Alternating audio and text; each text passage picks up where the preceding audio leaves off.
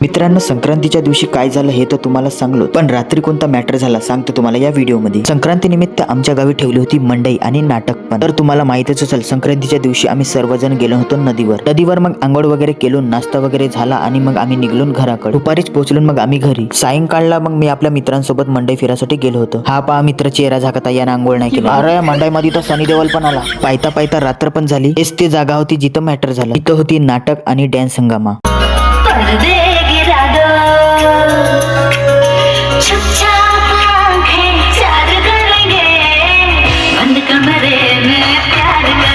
मग रात्री इथं डॅन्स हंगामा चालू असताना इथं झाले झगडे। पहा मग पूर्ण WWE।